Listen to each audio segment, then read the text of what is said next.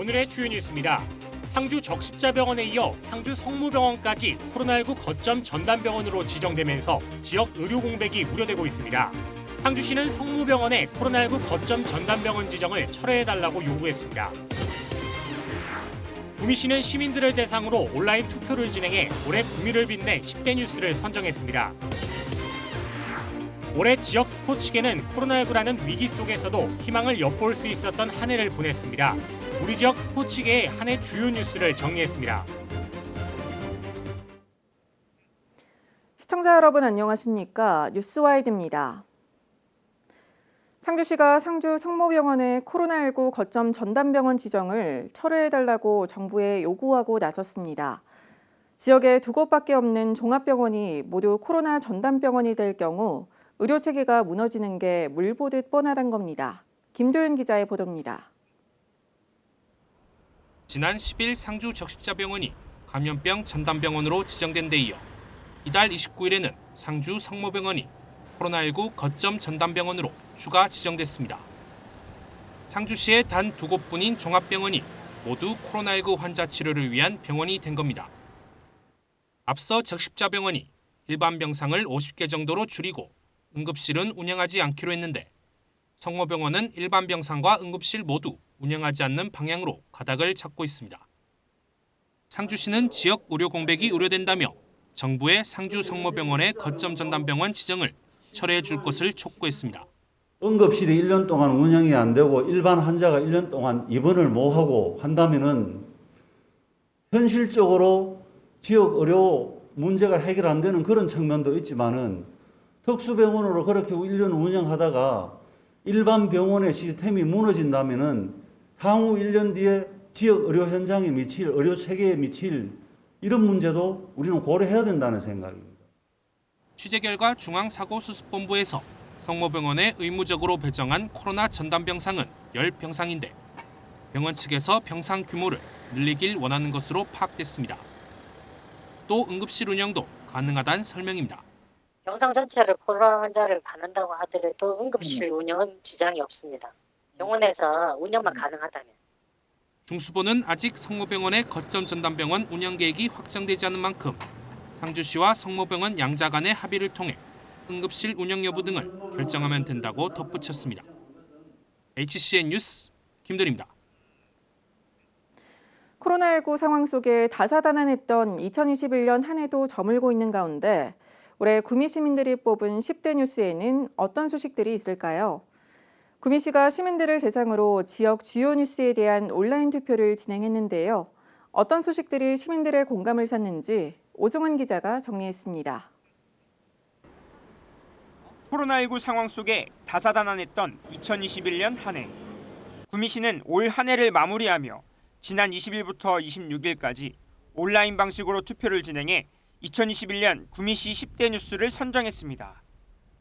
먼저 가장 많은 시민들의 공감대를 얻은 시책은 운전면허 상설 학과시험장 설치가 꼽혔습니다.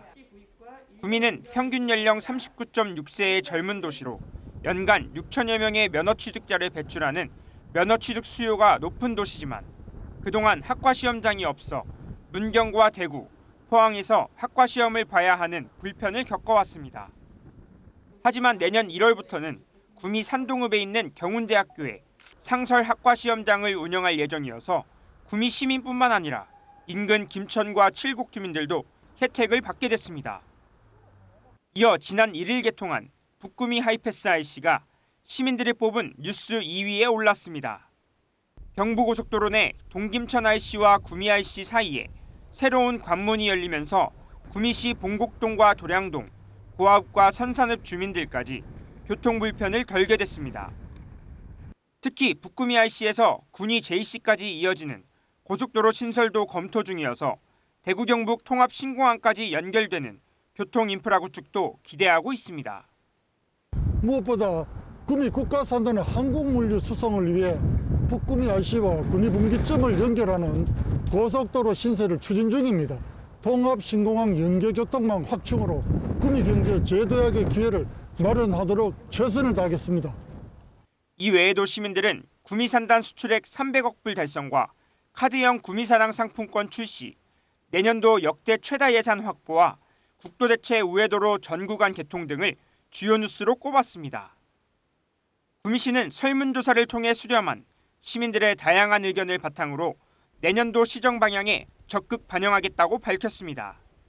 HCN 뉴스 오승훈입니다. HCN 뉴스와이드에서는 올 한 해 주요 이슈를 정리하는 뉴스를 마련했습니다. 올해도 코로나19 여파로 각종 대회가 취소되는가 하면 무관중 경기 등으로 선수와 시민 모두 큰 불편을 겪었습니다. 하지만 이처럼 힘든 상황에서도 전국 체육대회는 무관중 경기로 치러졌고 김천상무 프로축구단이 일부 리그로 승격하는 등 희소식을 전했습니다. 최한철 기자입니다. 지난 10월 코로나19 여파 속에 제102회 전국체육대회가 구미에서 열렸습니다. 이번 대회는 무관중으로 치러졌고 규모도 대폭 축소해 19세 이하 고등부 경기만 진행됐습니다. 하지만 어려운 여건 속에서도 선수들 모두 스포츠로 싹튼 화합을 보이며 새로운 희망을 엿볼 수 있었습니다. 이를 향한 위대한 도전을 시작합니다. 청명한 가을에 꿈과 희망을 가슴에 안고 경상북도 구미를 찾아주신 선수 여러분을 진심으로 환영합니다. 특히 이번 대회에서 한국 수영의 간판 황선우는 자유형 50m 대회 신기록을 세운 데 이어 개인 운영 200m에서 한국 신기록을 경신하는 쾌거를 이뤄냈습니다. 일단 제 주종목이 아닌 개인 200m에서 1분 58초라는 기록을 찍어서 정말 저도 놀랍고 정말 만족하는 경기가 된 것 같아요. 김천상무 프로축구단이 정규 시즌 우승으로 1부 무대 복귀에 성공했다는 기쁜 소식도 전해졌습니다. 연고지 이전으로 올 시즌 2부 리그에서 뛰었던 김천상무는 한 시즌 만에 다시 1부 리그에 복귀하며 새로운 도전을 알렸습니다.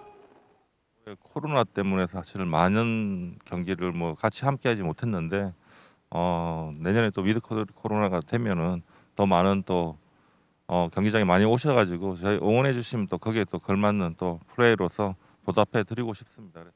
코로나19라는 위기 속에 희망을 엿볼 수 있었던 지역 스포츠계. 다가오는 이민년에는 코로나19가 종식돼 올해와 다른 일상으로 되돌아가길 기대해봅니다. HCN 뉴스 최현철입니다. 계속해서 코로나19 소식입니다. 31일 0시 기준 경북에서는 105명의 코로나19 신규 확진자가 나왔습니다. 지역별로는 안동 18명, 구미 16명, 김천 7명 등 모두 17개 시군에서 확진자가 나왔습니다.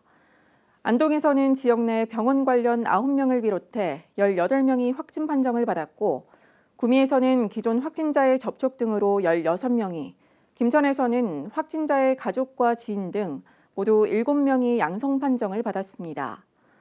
한편 오미크론 변이 바이러스 확정 사례는 전날 10명이 추가돼 16명이, 오미크론 역학적 연관 사례는 3명이 추가돼 13명이 각각 증가했습니다. 경상북도가 새해 첫날 공식 유튜브 채널인 보이소TV를 통해 해돋이를 실시간 중계합니다. 이른 아침 울진 후포항의 첫 해돋이 현장을 볼 수 있으며 아침 6시 30분부터 방송을 시작합니다.